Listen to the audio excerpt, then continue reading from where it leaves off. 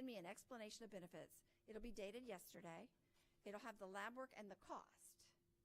And then the cost might be $188 or something. And then it might be expected from third-party payor or from your insurance company.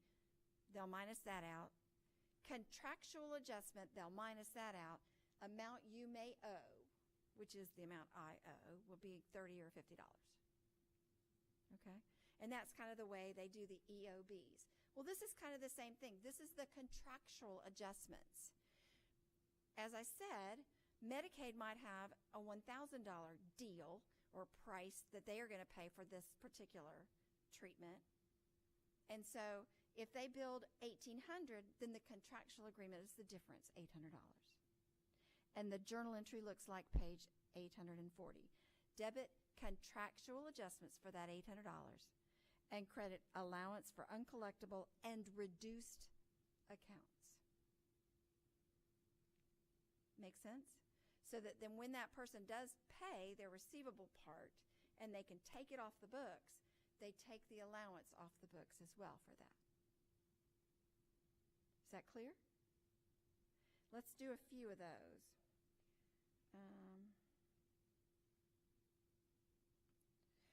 Before we do that, on your sheet, net patient revenues, know what that is.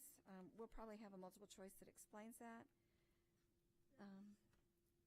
Where is net patient revenues in the book?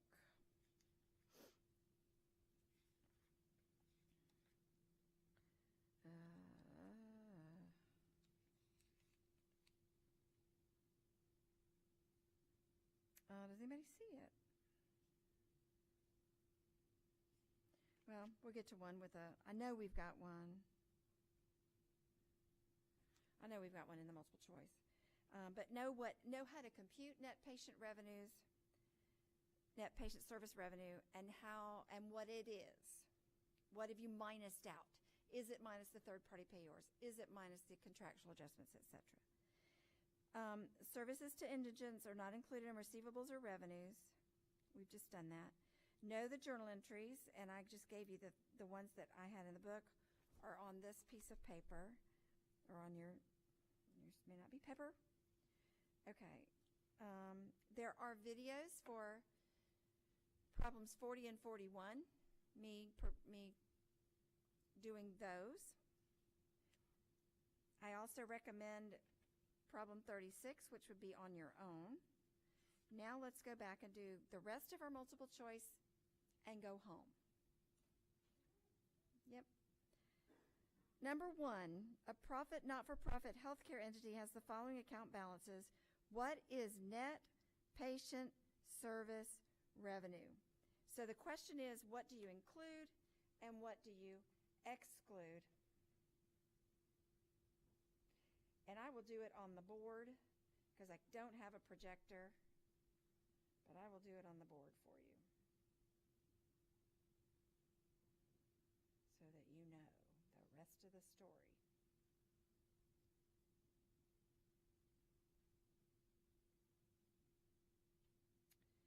It is the amounts charged to patients.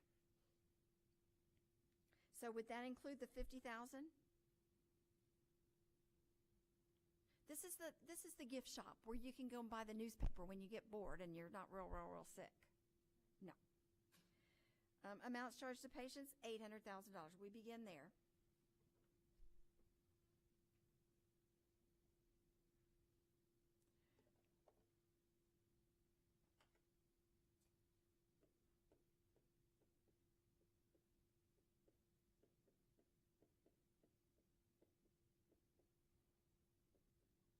Okay.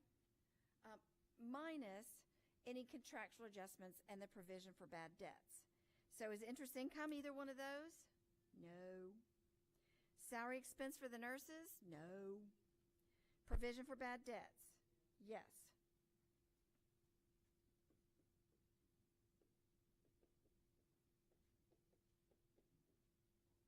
Okay. Undesignated gifts? No. Contractual adjustments? Yes.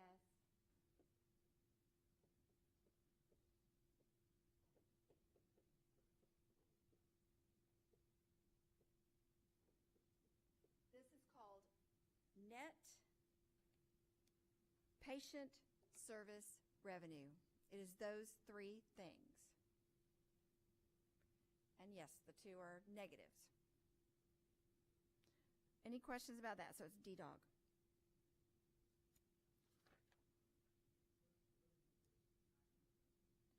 That is when, that's like when Medicare says, I know you billed us $1,500, but we're only paying $1,100. They will contractually adjust because they've got a contract with Medicare. They will deduct, and they'll do that journal entry on page 840 for that $400 because this is a Medicare patient, and we can only get $1,100 for it. There you go. This happens all the time. Every insurance company's price is different than Medicare or Medicaid, or if you have none of the above. There's just different prices for different people. Seems like that shouldn't ought to be, but it is. Okay. Any other questions about that?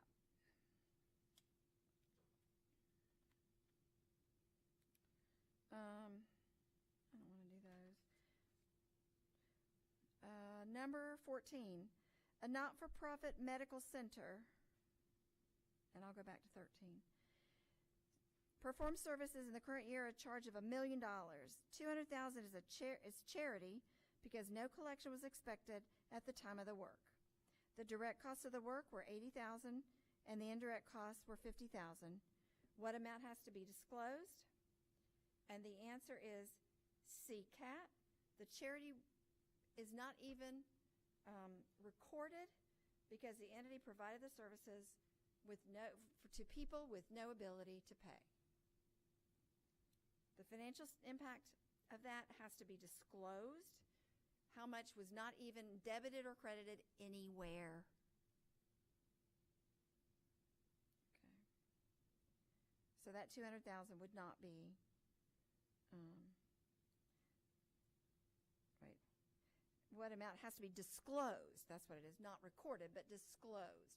So in the notes, the financial statements, you say, and I don't know whether you have to gross it up or not, but it'd be the $200 minus the cost of the nursing, and all the other direct costs of $80,000, and then the allocated overhead, that's the indirect cost of $50,000. So it costs this medical facility $130,000 to treat people who they knew when they came in would never pay. They do not record the $200,000. They do not record the $80,000 or the $30,000. Well, they do. They have to record it as expenses. They don't record the $200,000. They disclose it. Let's go backwards to 13. A not-for-profit medical center performs services, charge of $1 million. Officials expect bad debts to be $94,000 and another $200,000 were charity. What should the medical center report as net patient revenues? It does not include your charity, but you take charity out of that. So $1 million minus $200,000, right? $800,000. We can do this in our head. Okay. Less is $1 million less the 94, and also, so the 94 was the provision of bad debts, right? They don't have any contractual agreements here, but they're asking you how much to net patient revenue, service revenue is without the contractual adjustments. And the answer is $706,000 A apple. $1 million, minus $200,000, which is never recorded anywhere but disclosed, and then minus the 94.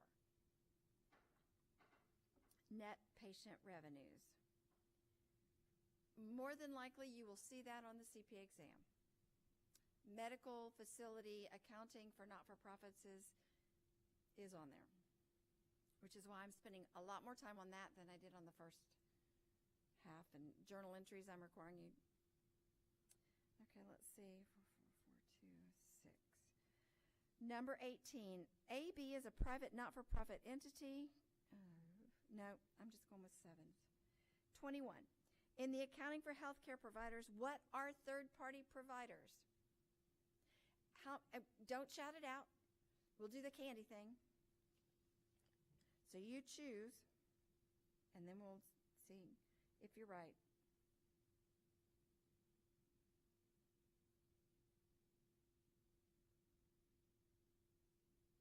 How many say A? How many say B? How many say C? How many say D? Good. Okay, Candy. Take it home to somebody that you love. Number 22, Mercy for America, a private, not-for-profit healthcare facility in Durham, North Carolina, charged a patient $8,600. It billed this amount to the third-party payer, either Medicare, Medicaid, or an insurance company. The third-party payer submitted a check for $7,900 with a note stating that the reasonable amount is paid in full per contract. Which of the following statements is true? What is the difference there? Is it due from the individual? No. It is a contractual adjustment, which is CCAT. Number 23, Andrew, this one's for you, dear. What is a contractual adjustment? And the answer is C, a reduction in patient service revenues caused by agreements with third-party payors that allows them to pay a healthcare entity based on their determination of reasonable cost, which is their contracted amount. Number 24, a private not-for-profit healthcare provides patients with services that would normally be charged at $1 million, but $200,000 for contractual adjustments, another $100,000 for bad debts, and then another $400,000. They do not expect to collect $400,000 because they're charity. How much is your net patient revenue? Don't shout it out. Let's see who come up with this. Use this, please. Notice charity's not up there. But charity is not charged to patients, is it? Right? The $1 million is the charge to patients plus the charity.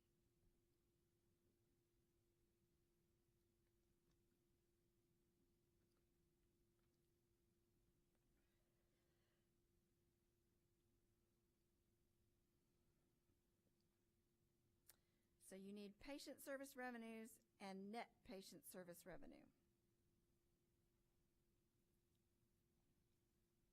How many say patient service revenue is $1 million? How many say patient service revenue is $600,000? You don't include the charity. How many say net patient revenue is, so now we know that it's either C or D. How many say net patient revenue is $300,000? Me. That's right. CCAT. It's not $400,000.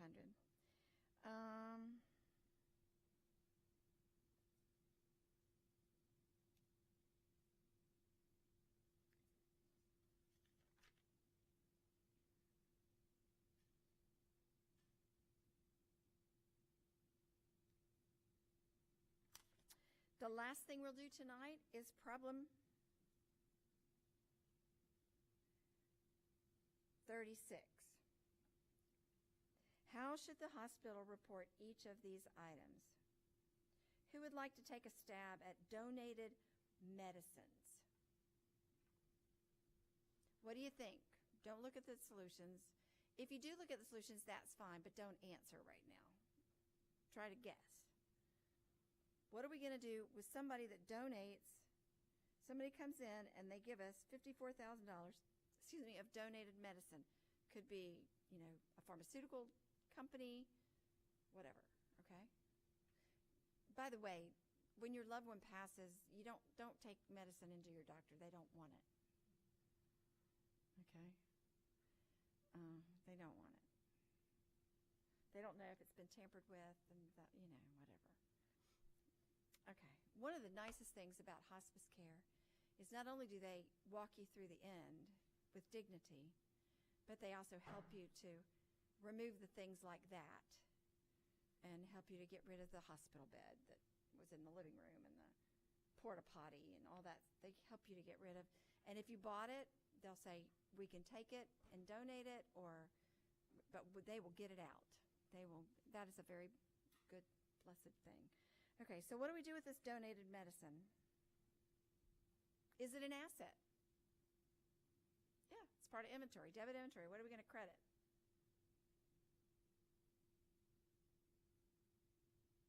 it's a donation. It's a donation. And it's an unrestricted. It's in the unrestricted portion of your statement of activities. The fair value of donated medicine. What about the fair value of donated services that were replaced by salaried workers? In other words, if these people hadn't donated their time, we would have had to hire people.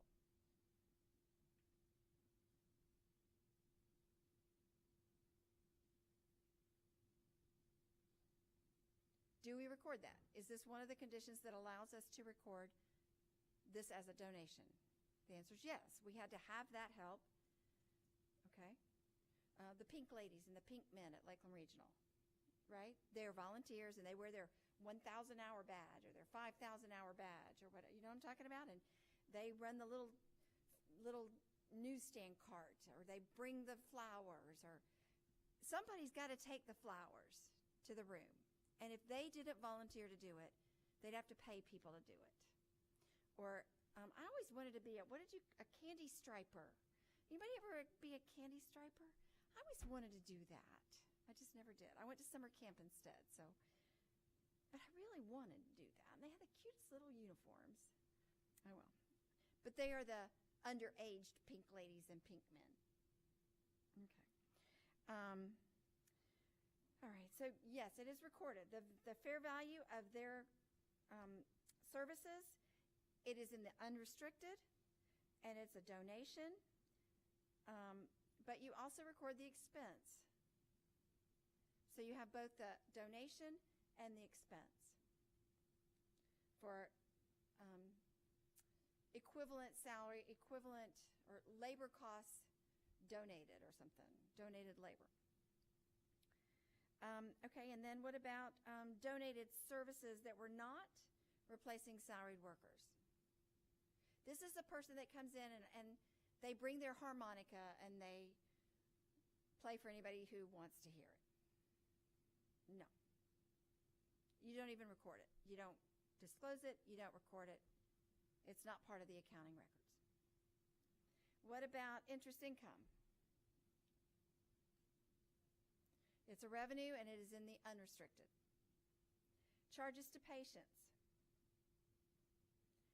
Unrestricted, increase in unrestricted net assets, and it's part of that net patient service revenues. Charity care.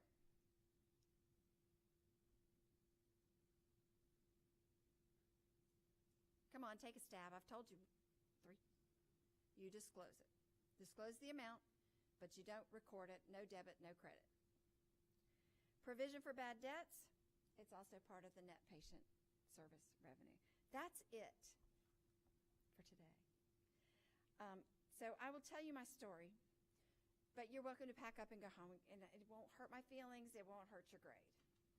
So we were on the plane one time, and we were sitting on a row, and there's some gorgeous young ladies in front of us, college age. And it was spring break, or it was, one of those weeks. Go ahead, pack up. It doesn't bother me. So, and I'm going to stop recording too. So anyway,